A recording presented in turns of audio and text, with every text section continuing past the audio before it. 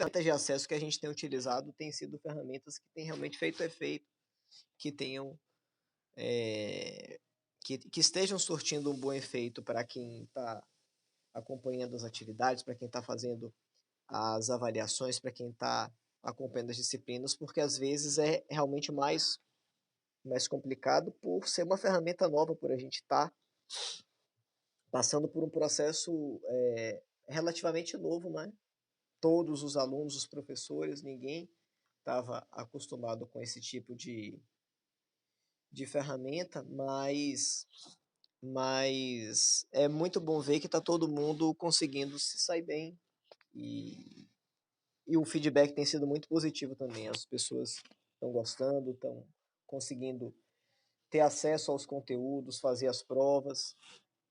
E com fé em Deus a gente vai passar por esse período mais forte, mais preparado e principalmente o que é mais importante, sem comprometer nossas atividades, sem parar nossa vida por conta disso, né? Se é que a gente pode amenizar esses efeitos, não é isso?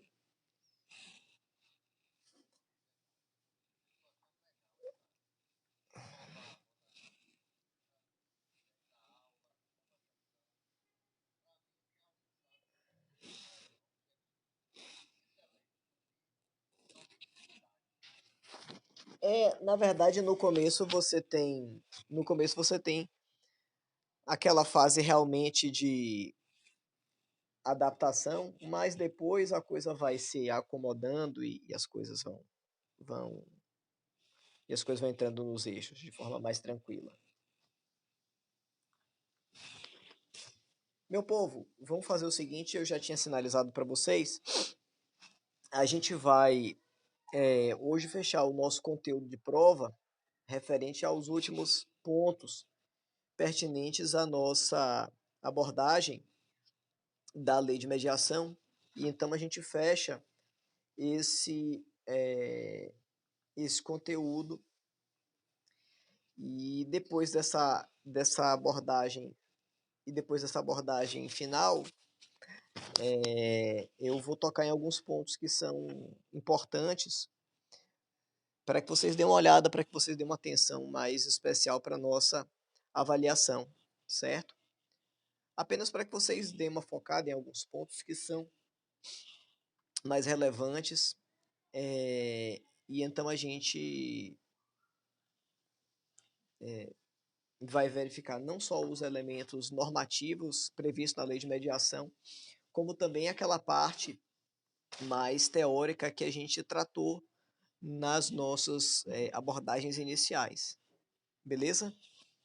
Deixa eu ver aqui.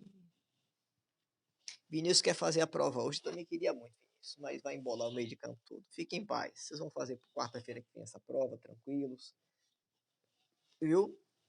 A gente começa hoje a partir do artigo, deixa eu dizer aqui, artigo 35, que vai falar sobre os conflitos envolvendo a administração pública federal direta, suas autarquias e fundações, naquelas relações em que haverá uma correlação direta envolvendo a administração federal na possibilidade de atuação nas atividades de mediação, certo?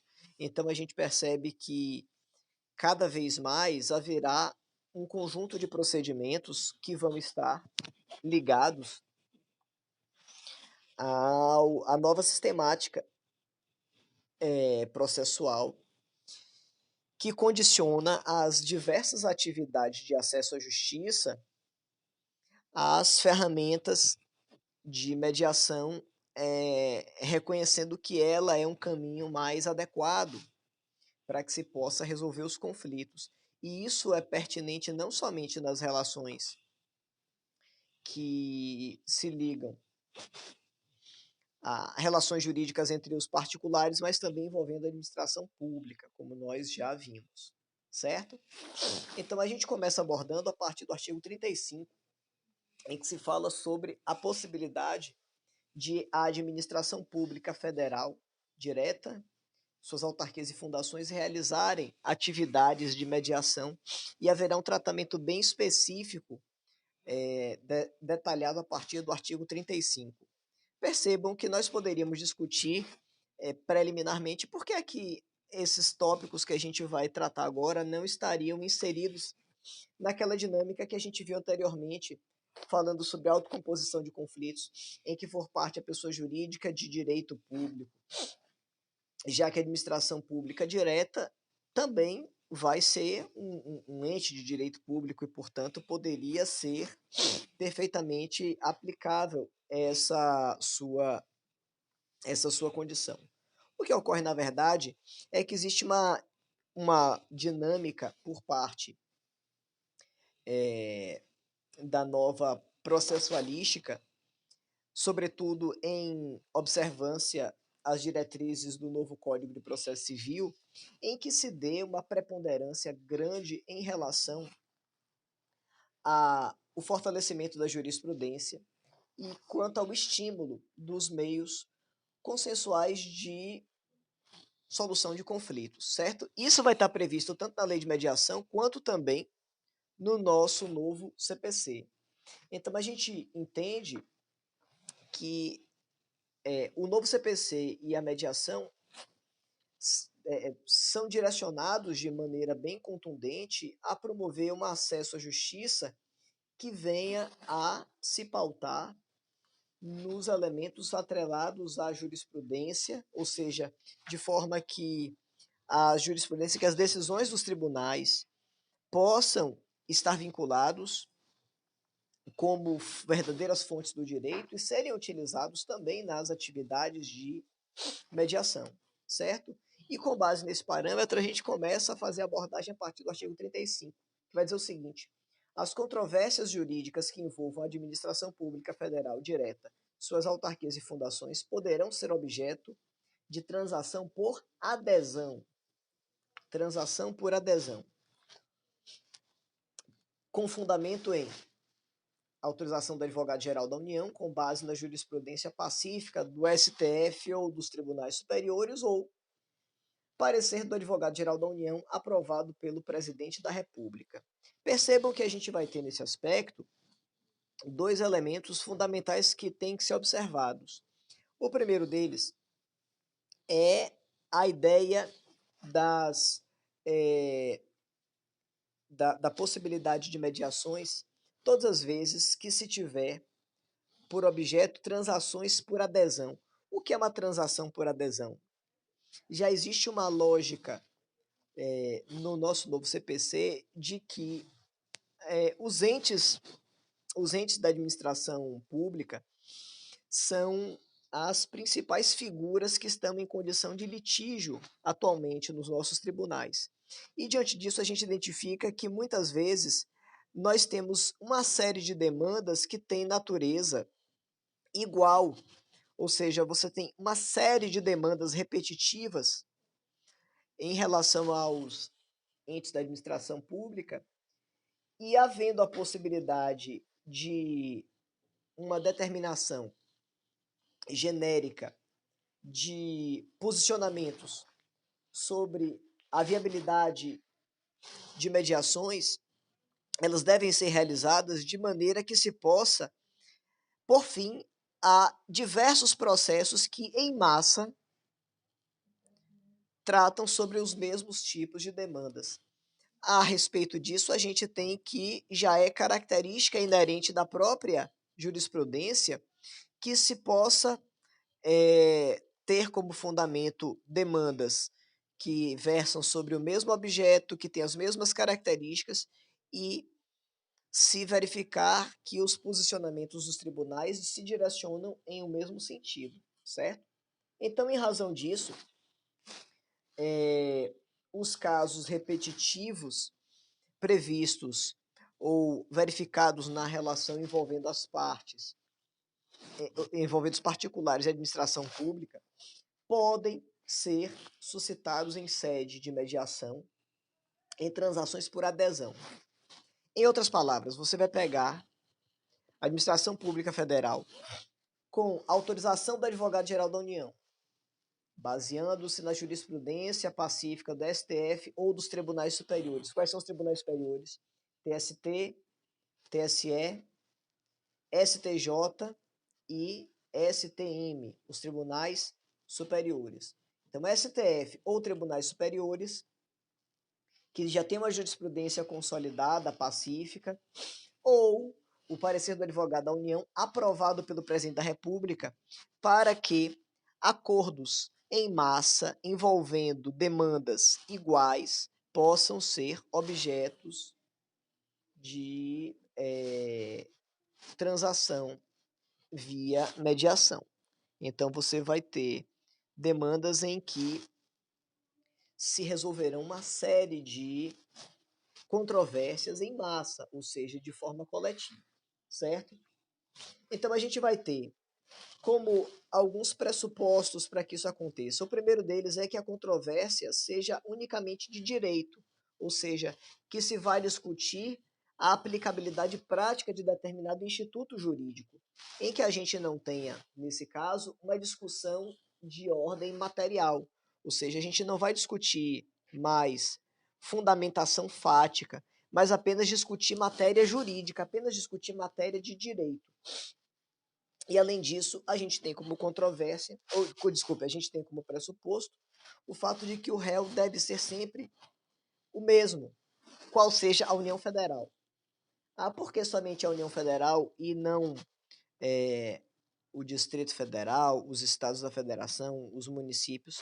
Porque houve uma preferência por parte da lei de mediação em estabelecer, pelo menos em uma fase preliminar, que apenas a União fosse contemplada nesse contexto. Ora, mas os outros entes políticos têm possibilidade igual de terem as suas demandas resolvidas através da mediação? Tem, sem problema nenhum. Mas as demandas resolvidas através de adesão, ou seja, em que você pega um bloco de demandas iguais, com a mesma natureza, com as mesmas características, com o mesmo objeto, essas só poderão ser resolvidas em bloco, em conjunto, se for a União Federal. E observando aqueles dois elementos. Primeiro, que haja um parecer prévio do advogado-geral da União, pautado, baseado na jurisprudência pacífica do Supremo Tribunal Federal ou dos tribunais superiores, ou em um segundo contexto, quando nós temos um parecer do próprio advogado-geral da União com a autorização prévia do presidente da República. Deixa eu ver aqui, Vinícius. Grava a aula, professor, por favor. Tá gravada, meu velho? Tá? Todas as aulas são gravadas. Vocês já sabem que já fica tudo gravado, viu? Entre hoje e amanhã eu posto para vocês terem acesso. Sempre as aulas estão gravadas e já postadas também lá no nosso mural. Tá perdoado, rapaz. Fique em paz. Olha só. Oi, fala, meu irmão, pode falar. Sim,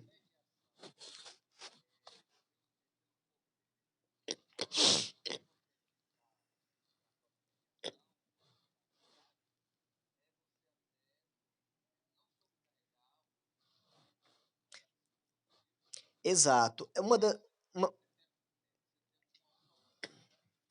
Isso, é você criar linhas de enfrentamento e de promoção de acesso à justiça para além do judiciário. Não é você substituir, é você criar outras opções, outras possibilidades. Isso,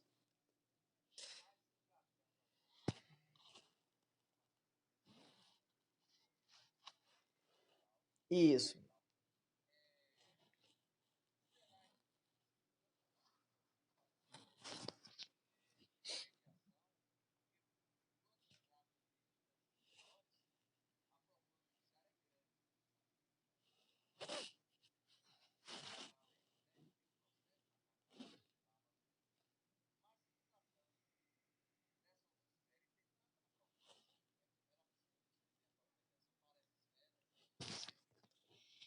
Perceba, todas as vezes que todas as vezes que você tem a União Federal na condição de ré, você tem a possibilidade de estabelecer esse tipo de mediação.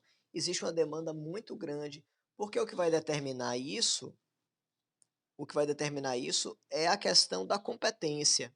Se a matéria for de competência da União, de interesse da União, por exemplo, uma, você sim vai ter a possibilidade de realizar esse tipo de atividade. Existem demandas assim que não que a gente não tem nem noção da quantidade. Pense por exemplo, a quantidade de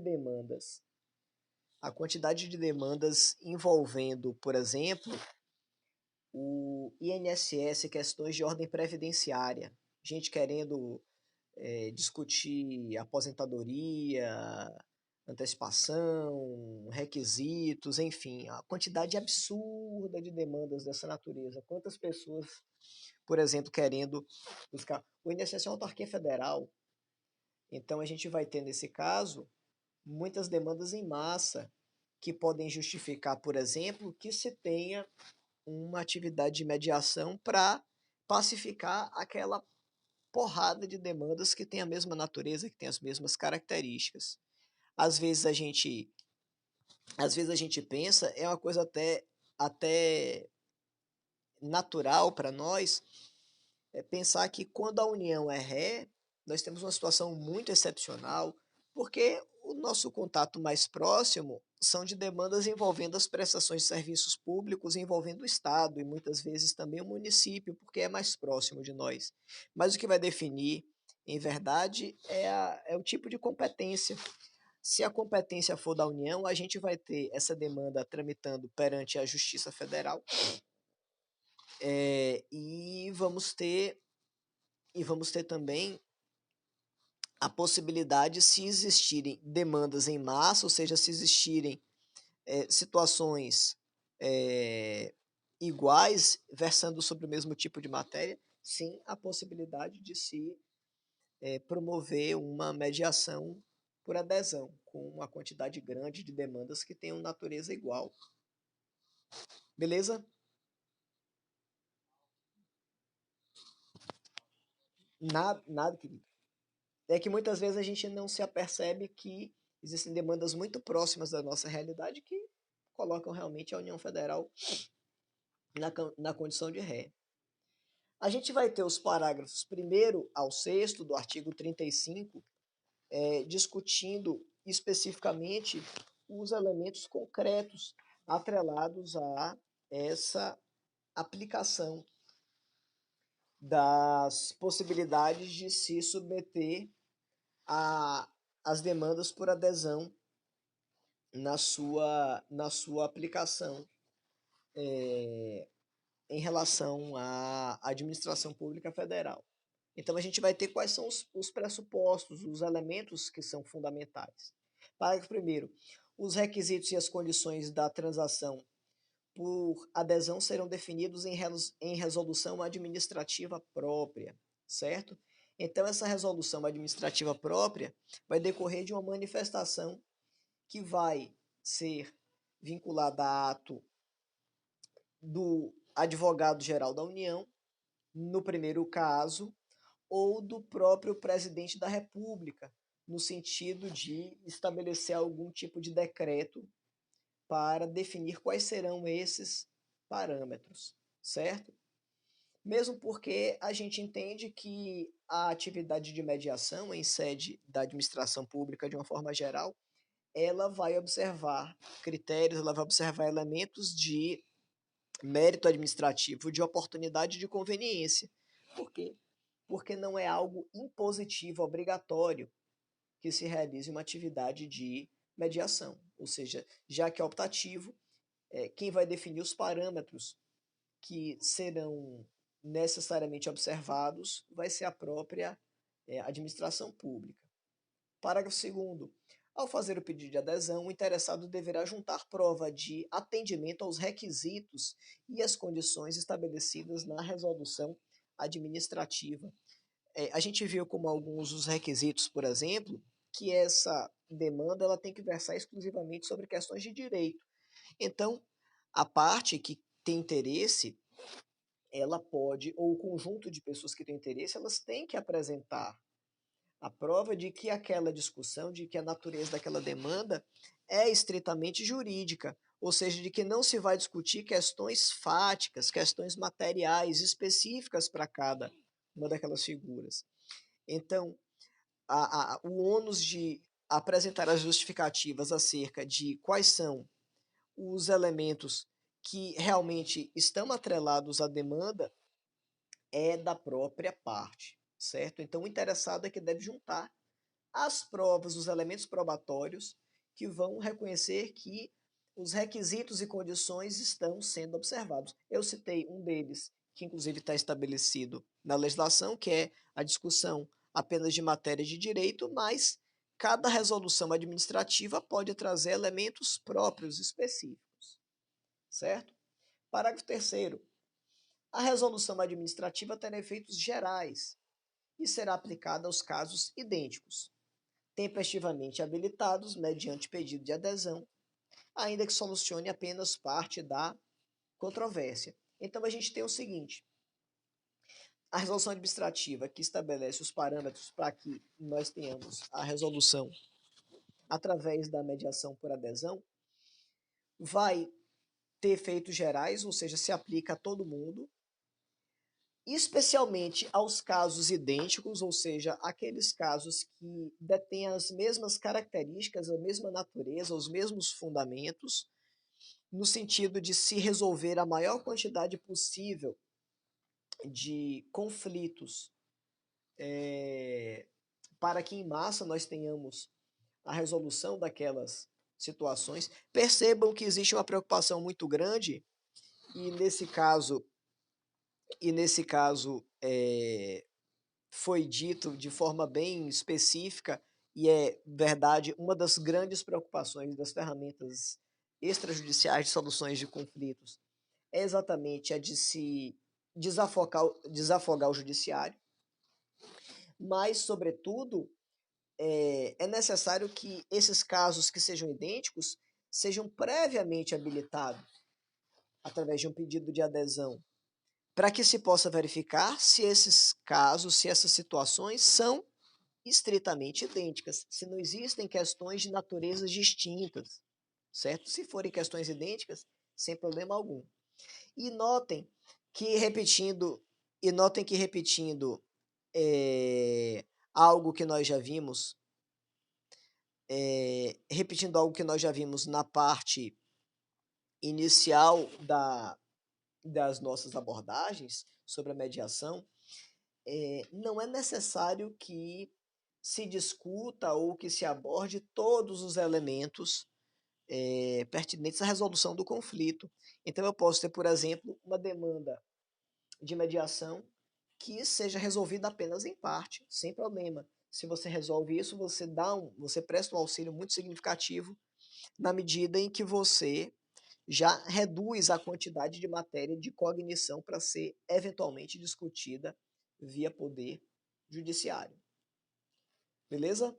O parágrafo 4º vai falar sobre a renúncia do interessado, certo? Que vai dizer o seguinte: a adesão implicará a renúncia do interessado ao direito sobre o qual se fundamenta a ação ou recurso, eventualmente pendentes, de natureza administrativa ou judicial, no que tange aos pontos compreendidos pelo objeto da resolução administrativa.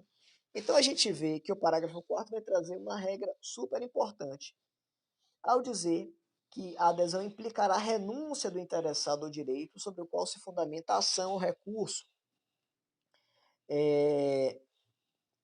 na medida em que a proposta adesiva ela tem por finalidade estabelecer a existência de qualquer outro procedimento, que seja judicial ou não.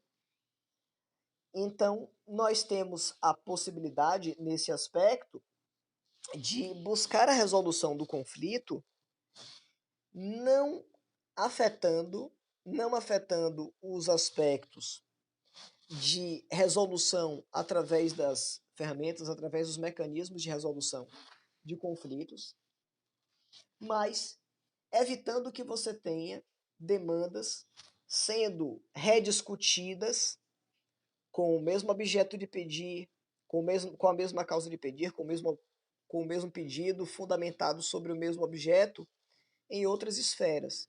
Ou seja, você vai ter naquela discussão sobre a atividade de mediação um elemento que fará com que a resolução passe a se tornar um elemento vinculante. Ou seja, uma vez se tendo a resolução através da mediação, você vai desconstituir qualquer possibilidade de reanálise ou rediscussão daquela demanda, certo? Então, se houver um recurso ou uma demanda de natureza pendente, eles vão ficar afastados de análise se a parte submete-se ao procedimento de mediação. Isso vai ser também, de certa maneira, uma repetição daquele fundamento que nós já vimos anteriormente, para evitar que nós tenhamos análises distintas e resultados distintos diante de uma situação em que se resolve através de acordo e de uma resolução que é dada através de uma análise jurisdicional de natureza decisória. Se há um acordo, esse acordo não poderia estar em dissonância, em contradição com uma eventual decisão judicial. Por conta disso, a parte, ao buscar apresentar aquela demanda para ser discutida através da mediação, está declinando da possibilidade de discutir ou de continuar com uma demanda administrativa ou judicial de análise meritória, certo? O parágrafo 5º vai falar sobre a possibilidade de o interessado, ou a determinação de que, se o interessado for parte em processo judicial inaugurado por uma ação coletiva, de que a renúncia ao direito sobre o qual se fundamenta a ação deverá ser expressa mediante petição, que vai ser dirigida ao juiz da causa, certo? Na literalidade, ele vai trazer o seguinte: se o interessado for parte em processo judicial inaugurado por ação coletiva, a renúncia sobre o direito sobre o qual se fundamenta a ação deverá ser expressa mediante petição dirigida ao juiz da causa, reconhecendo que é indispensável que o direito anteriormente abordado ele não deverá se confundir. Se ele está entrando com uma ação individual, ele não deve se confundir com aquela demanda de natureza coletiva, certo? Então, quando há uma ação coletiva envolvendo elementos de uma mesma natureza, de várias demandas distintas, referentes a uma série de partes, buscando a resolução do conflito de forma mais abrangente, nós não teremos a possibilidade de rediscussões individualizadas. Se o sujeito teve a sua demanda resolvida através de um acordo de forma a aderir a demandas que são de igual natureza, ele não pode voltar a rediscutir individualmente uma demanda própria sua particular, certo? E o parágrafo 6º vai trazer para a gente o seguinte: a formalização de resolução administrativa destinada à transação por adesão não implica a renúncia tácita à prescrição e nem sua interrupção, a tácita prescrição, nem sua interrupção ou suspensão, certo? Então a gente tem o seguinte: o parágrafo 6º vai ressalvar que a ferramenta do artigo 35 pela administração não vai gerar, ainda que de forma secundária, a renúncia dessa interrupção ou da prescrição. Ou seja, nos casos em que a prescrição já tiver operado, os particulares não poderão se beneficiar da transação por adesão, certo? O que é que a gente tem em termos práticos? Que eu só posso buscar uma transação, eu só posso buscar uma resolução de conflitos através da mediação para os direitos que não tiverem sido afetados pela prescrição. Logicamente, se já está prescrito aquele direito, eu não posso pegar um direito prescrito e então buscar, através da adesão, que seja feita uma abordagem junto com outras demandas de igual natureza.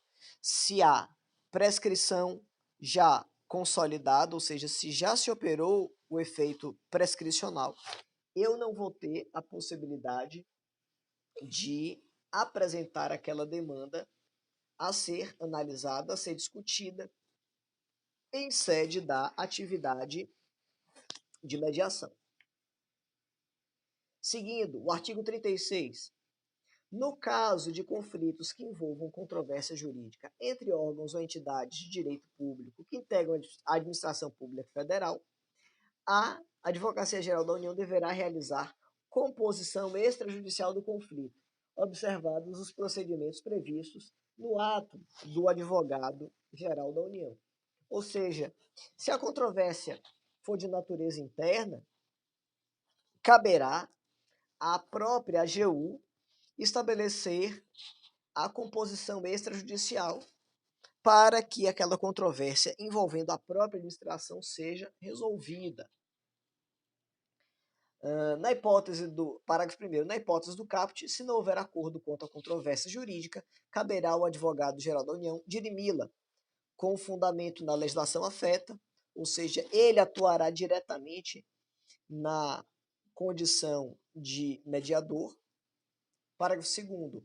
Nos casos em que a resolução da controvérsia implicar o reconhecimento da existência de créditos da União, de suas autarquias e fundações, em face de pessoas jurídicas de direito público federais, a Advocacia Geral da União poderá solicitar ao Ministério do Planejamento, Orçamento e Gestão a adequação orçamentária para a quitação das dívidas reconhecidas como legítimas. Na verdade, essa preocupação estará em voga no sentido de que qualquer tipo de demanda que impacte em movimentação do erário público, é necessário que se tenha primeiro a verificação de que há dinheiro, de que existe recurso para que eventual obrigação que possa gerar impacto econômico seja quitada, seja sanada, certo? Seguindo, o parágrafo 3º vai trazer para a gente o seguinte: a composição extrajudicial do conflito não afasta a apuração de responsabilidade do agente público que deu causa à dívida, sempre que se verificar que na sua ação ou omissão constitui em tese infração disciplinar, certo?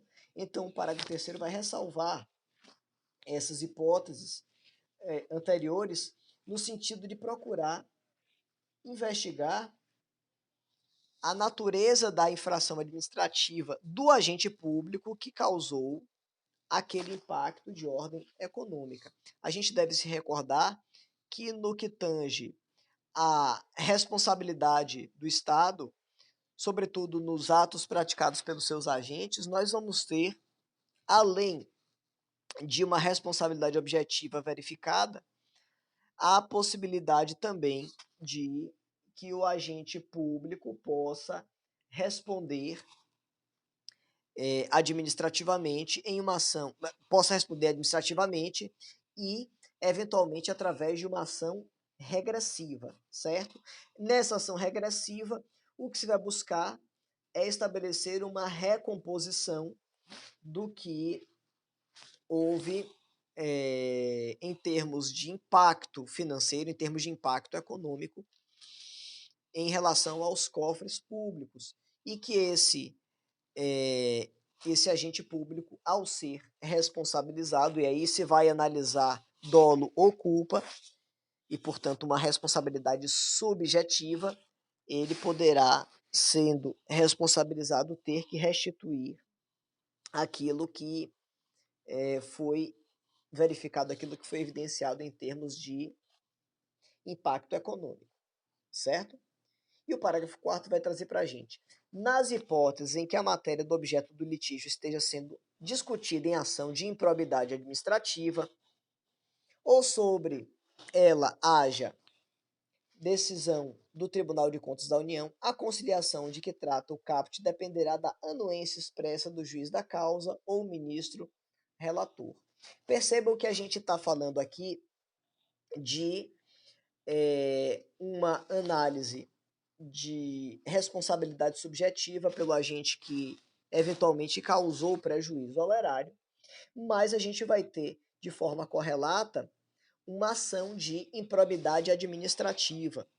Vocês estudaram em direito administrativo que as ações de improbidade administrativa são ações de natureza cível, ou seja, que vão trazer impacto de natureza civil, certo? E que vão implicar na aplicação de sanções diretamente ao agente público, certo? E por que é fundamental que haja anuência expressa do juiz da causa ou do ministro relator daquela demanda, para evitar que haja a possibilidade do bis in idem, ou seja, do sujeito ser sancionado duplamente em uma demanda dessa natureza, de improbidade administrativa, e ao mesmo tempo que ele venha a ser onerado em razão de uma demanda que tenha sido submetida a uma atividade de mediação e de conciliação em sede dessas relações de natureza interna da administração pública federal, certo? O artigo 37 vai trazer para a gente ainda a seguinte redação: é facultado aos estados, ao Distrito Federal e aos municípios, suas autarquias e fundações públicas, bem como as empresas públicas e sociedades de economia mista federais, submeter seus litígios com órgãos ou entidades da administração pública federal à Advocacia da União para fins de composição extrajudicial do conflito. Olha que negócio porreta. A administração pública federal, ela vai ter sempre a primazia de gerenciar essas atividades de resolução de conflitos, sendo que ela poderá estar na condição de ré quando for parte um particular, mas é possível ainda que os demais entes da administração pública, e aí a gente citou os estados, o Distrito Federal, os municípios, as autarquias, as fundações públicas, as empresas públicas, a sociedade de economia mista federais, todas as vezes que a parte ex-adversa for a administração federal, essas pessoas jurídicas também poderão ter os seus litígios discutidos, verificados, abordados através da Advocacia Geral da União. Então percebam que a preocupação da lei de mediação nesse aspecto é de fazer com que a Advocacia Geral da União tenha um papel preponderante no sentido de gerenciar a possibilidade de resolução de conflitos em massa, tendo a União como parte ré. E, nesse sentido, dar materialidade ao preceito do nosso Código de Processo Civil, que celebra a resolução de conflitos em massa, que celebra a materialização de ferramentas de acesso à justiça que sejam de natureza extrajudicial e, sobretudo, no sentido de estabelecer a jurisprudência como uma ferramenta hábil para promover essa resolução de conflitos. E aí a gente tem, no caso concreto, uma série de demandas que deverão ser resolvidas através exatamente das ferramentas jurisprudenciais. Beleza? Artigo 38. Nos casos em que a controvérsia jurídica seja relativa a tributos administrados pela Secretaria da Receita Federal do Brasil ou a créditos inscritos em dívida da União, não se aplicam às disposições dos incisos 2 e 3 do caput do artigo 32, que vai falar, o artigo 32, a gente viu na aula passada, vai dizer o seguinte: a União, os estados, o DF e os municípios poderiam criar câmaras de prevenção e resolução administrativa de conflitos no âmbito dos respectivos órgãos da advocacia pública, onde houver, com competência para 2. Avaliar a admissibilidade dos pedidos de resolução de conflitos por meio de composição no caso de controvérsias entre particular e pessoa jurídica de direito público. E 3. Promover, quando couber, a celebração de termo de ajuste de conduta, certo? Então, os incisos 2 e 3, esses que nós demos do artigo 32, não se aplicarão naqueles casos em que a controvérsia seja relativa a tributos administrados pela Secretaria da Receita Federal do Brasil ou a créditos inscritos em dívida ativa da União. O inciso 2 do artigo 38. As empresas públicas, sociedades de economia mista e suas subsidiárias que explorem atividade econômica de produção ou comercialização de bens ou de prestação de serviços em regime de concorrência não poderão exercer a faculdade prevista no artigo 37, que é aquela de estabelecer as suas demandas,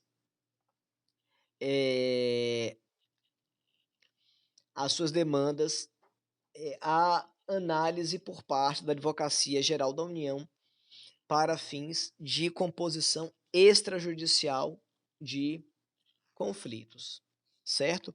Existe, nesse caso, uma preocupação substancial em relação a esse tipo de atividade, a essa atividade de prestação de serviço em regime de concorrência, na exata medida em que há uma preocupação grande, há uma preocupação significativa de que haja qualquer tipo de beneficiamento em relação a essas figuras de direito quando do exercício da concorrência. Ou seja, se nós temos empresas se nós temos figuras jurídicas como as empresas públicas ou sociedade de economia mista, que tem natureza de regime privado, que vão explorar uma atividade econômica e que vão se utilizar de atividades ou que vão desenvolver atividade de prestação de serviço e que estejam submetidos a regime de concorrência, ou seja, a submissão a um processo prévio de análise do Estado quanto às suas características para prestarem serviços públicos, há uma preocupação muito grande de que elas não venham a ter qualquer tipo de sofrer qualquer tipo de influência, inclusive no tocante a uma eventual demanda que seja apresentada à resolução por meio de mediação, certo?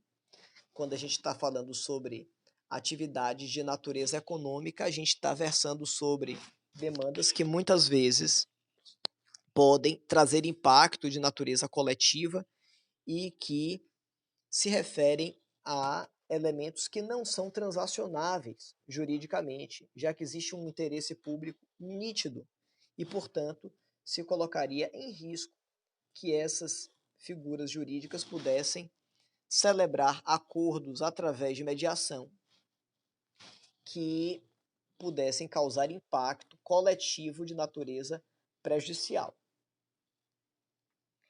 Inciso 3 do artigo 38. quando forem partes as pessoas que alude o caput do artigo 36, que é aquele bocado de órgãos, órgãos ou entidades de direito público que integrem a administração pública federal, haverá submissão do conflito à composição extrajudicial pela Advocacia da União, implicando renúncia do direito recorrer ao Conselho Administrativo de Recursos Fiscais, e a redução ou cancelamento do crédito dependerá de manifestação conjunta do Advogado-Geral da União e do Ministro de Estado da Fazenda. Ou seja, tudo tem que estar muito bem amarrado em relação às atividades desenvolvidas pela administração direta federal, para que não haja impacto de ordem econômica, já que a gente está tratando, nesse aspecto, de situações que podem gerar ônus ou algum tipo de repercussão de ordem financeira para os cofres públicos. Beleza? A gente vai ter ainda os fundamentos prescritos do artigo 39 da lei, que vão trazer a seguinte redação: a propositura de ação judicial em que figurem concomitantemente nos polos ativo e passivo órgãos ou entidades de direito público que integrem a administração pública federal deverá ser previamente autorizada pelo Advogado-Geral da União, já que a gente vai ter a mesma figura jurídica nos dois polos. É possível que haja uma controvérsia em sede de mediação sendo dirimida no âmbito de um mesmo ente político, sim. Não há problema nisso. O que a gente deve ter em mente é que uma eventual demanda de natureza jurisdicional não poderia, como regra, acontecer, já que a gente estaria falando de não poderia acontecer, desculpe, ela não poderia ocorrer sem que houvesse uma análise prévia do Advogado-Geral da União, já que estaríamos falando de um único ente público, ou seja, de uma única figura dotada de personalidade jurídica, em situações em que apenas os seus órgãos componentes estariam em situação conflituosa. Então, havendo uma mesma figura da administração pública ocupando os polos ativo e passivo, o Advogado-Geral da União deve autorizar previamente que se faça a verificação dessa demanda através da atividade de mediação. E o artigo 40, para fechar a nossa abordagem, vai trazer a seguinte redação: os servidores e empregados públicos que participem do processo de composição extrajudicial do conflito somente poderão ser responsabilizados civil, administrativo ou criminalmente quando, mediante dolo ou fraude, receberem qualquer vantagem patrimonial indevida, permitirem ou facilitarem sua recepção por terceiro ou para tal fim concorrerem. Por que isso? Porque nós temos como parâmetro geral de que o gerenciamento da atividade de mediação não deve trazer nenhum tipo de limitação, no que concerne a possibilidade do mediador atuar e direcionar de forma lícita, logicamente, nos parâmetros previstos em lei, logicamente, a resolução daquela situação conflituosa. Agora, é lógico que se for verificada a atuação deste agente público no sentido de praticar alguma dessas condutas, agindo com dolo, ou por fraude, ou receber algum tipo de vantagem patrimonial indevida, facilitar a recepção por terceiro, que são inclusive hipóteses que podem gerar o enquadramento na lei de improbidade administrativa, aí o camarada poderá responder nas esferas criminal, civil e também ele poderá ser alvo de um processo administrativo. Beleza? Pessoal, com essa abordagem referente à administração pública federal, a gente fecha o conteúdo de abordagem da nossa primeira avaliação. Do ponto de vista prático, o que é que eu acho interessante que vocês verifiquem e que vocês façam no sentido de realizar uma abordagem de preparação para a nossa avaliação. Em primeiro lugar, de forma indiscutível, deem uma lida na lei de mediação, sabe? Façam um quadro esquemático, façam um resumo, deem uma olhadinha nela com calma. Ela é uma lei curta, como a gente viu, ela é uma lei que tem 40 artigos. A gente vai ter algumas disposições finais que não vão ser objeto da nossa avaliação. A gente realmente vai ter como elementos a serem abordados na nossa avaliação os parâmetros normativos até o nosso artigo 40. Então, façam uma leitura, façam um quadro esquemático, deem uma olhada nos pontos que a gente abordou. Você vai identificar que a lei é toda segmentada de forma que ela fique bem didática. E em muitos pontos a gente vai ter aspectos que vão versar especificamente sobre elementos gerais aplicáveis à mediação judicial e extrajudicial. Em outros pontos, a gente vai ter a aplicação de fundamentos específicos à mediação judicial e outros específicos apenas à mediação extrajudicial. Então, dê uma olhada na parte principiológica, nos fundamentos, nos limites de atuação do mediador, quais são os requisitos para ser mediador judicial, extrajudicial. Deem uma olhada naquelas abordagens que a gente realizou nas nossas aulas iniciais sobre a importância e o fundamento das atividades de mediação no contexto do ordenamento jurídico brasileiro, a correlação existente entre a mediação e o novo Código de Processo Civil, ou seja, de que forma essas duas legislações estão pautadas de forma correlata, sabe? De que maneira a lei de mediação é importante para fundamentar o nosso já conhecido sistema multiportas. Dê uma olhadinha depois nessa abordagem. O que é, de que é que se trata e quais são as características do sistema multiportas da nossa dinâmica processualista atual, em que as ferramentas adequadas de soluções de conflitos, a mediação, a conciliação, a arbitragem, vão ser, na verdade, instrumentos de complementação ao judiciário no sentido de promover de forma mais ampla este dito acesso à justiça. Ou seja, de que maneira o acesso à justiça vai ser fortalecido através do sistema multiportas e o que é que isso impactou no sentido de se ter uma ampliação do nosso conceito constitucional de acesso à justiça. Na verdade, o que a gente tinha era um conjunto principiológico previsto no artigo 5º, inciso 35 da Constituição, que versa, na verdade, sobre o princípio do acesso à justiça e, ao mesmo tempo, o princípio da inafastabilidade da jurisdição. Tanto em um quanto em outro aspecto, a gente tem o seguinte: a nossa Constituição Federal estabelece que o acesso à justiça deve ser amplo e irrestrito a qualquer pessoa. E, por conta disso, ele fala sobre o acesso às vias jurisdicionais como um dos direitos constitucionais prescritos no artigo 5º. Mas, para além disso, esse fundamento do acesso à justiça,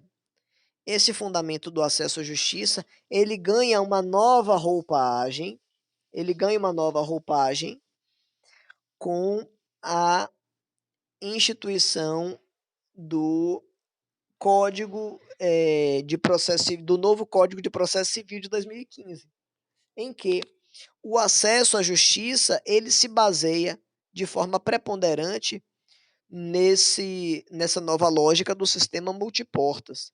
Sistema esse em que o acesso à jurisdição não é mais a única ratio, não é mais a única ferramenta para se buscar a satisfação de direitos, mas é uma das possibilidades. Mas, seguindo até mesmo a lógica de outros países, em uma análise de direito comparado, nós temos que ter à disposição ferramentas extrajudiciais que facilitem o acesso à justiça, sem que seja indispensável a busca pelo judiciário. Ou seja, se eu quiser discutir na justiça, eu posso? Sim, posso, mas eu tenho que ter ao alcance das minhas mãos outros mecanismos que, de igual maneira, facilitem este acesso, de maneira que eu tenha várias opções. Daí a nomenclatura sistema multiportas. Então, com base nesses parâmetros, com base nesses preceitos, nós temos que a instituição dessas ferramentas novas de acesso à justiça. E aí você tem que ter em mente a importância das duas principais das três, na verdade, das três principais legislações que chancelam essa nova conceituação de acesso à justiça que está prevista na Constituição, que vai ser o novo Código de Processo Civil, que vai ser a Lei de Arbitragem, que é a Lei 9.307 de 96, e a Lei de Mediação, que é a 13.140 de 2015. Então, essas três legislações, elas são as principais ferramentas de promoção de acesso à justiça e de consolidação do sistema multiportas, em que nós temos, como já foi dito, diversas possibilidades de se chegar a um acesso à justiça amplo, de forma facilitada, sem que seja obrigatória a busca pelas vias jurisdicionais. Repetindo, ir ao judiciário é ruim, ir ao judiciário é proibido, ir ao judiciário é mais dificultoso? Não. Mas deve-se entender que existem ferramentas de acesso à justiça que são mais eficazes que o judiciário, mais eficazes no sentido de serem mais rápidas, mais baratas e, sobretudo, de promoverem entre as partes a manutenção das suas relações jurídicas e sociais.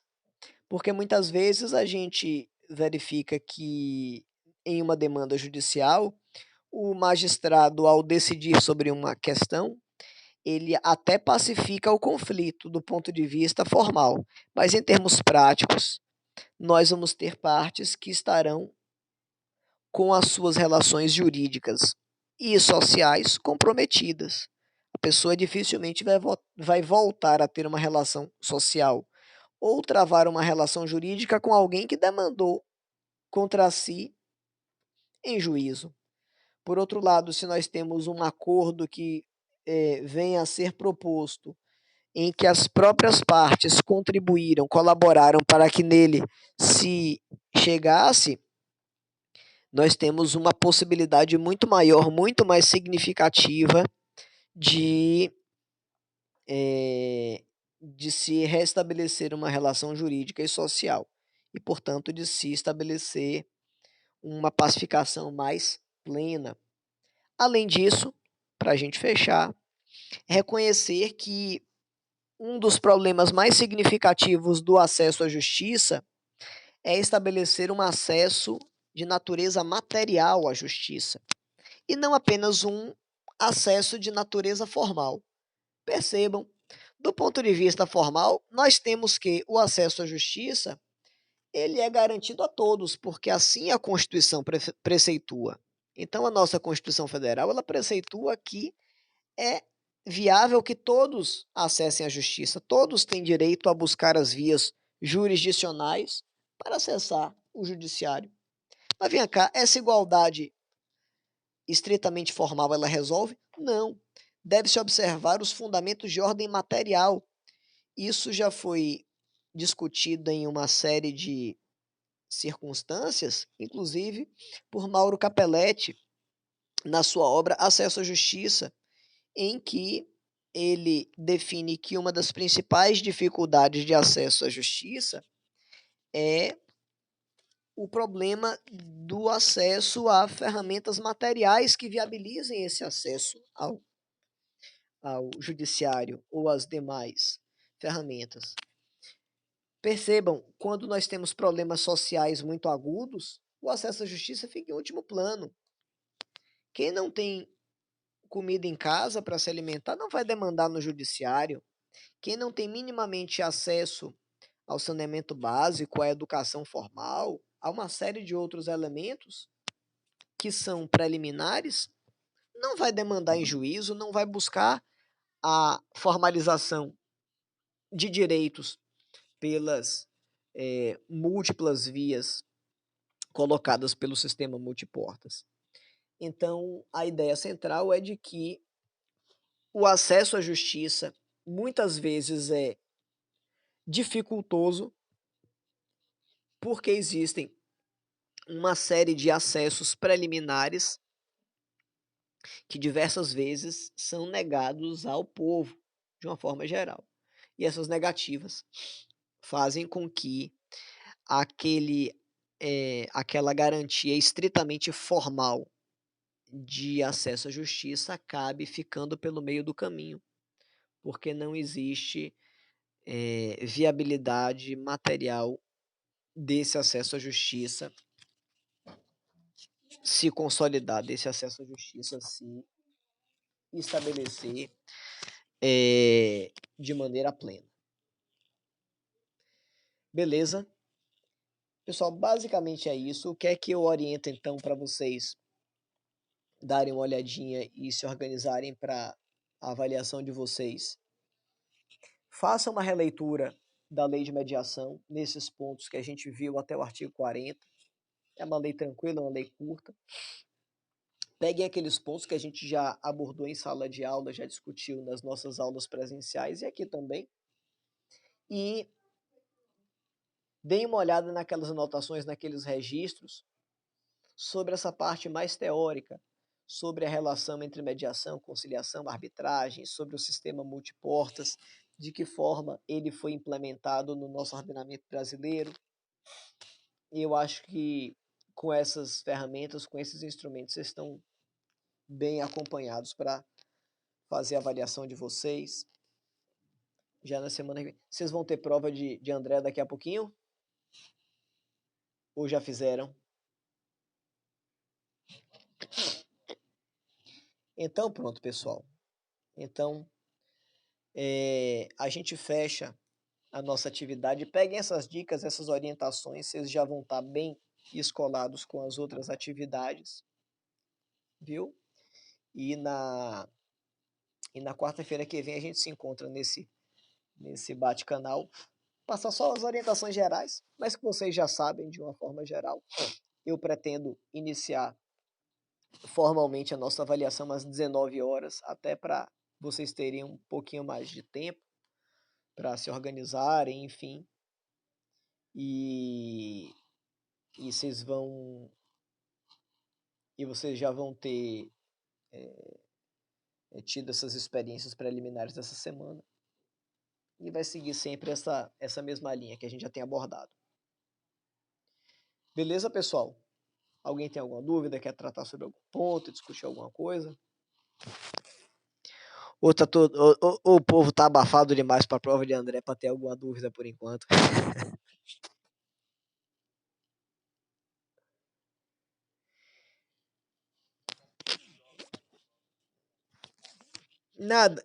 Nada, paz. André é gente boa. André é tranquilo.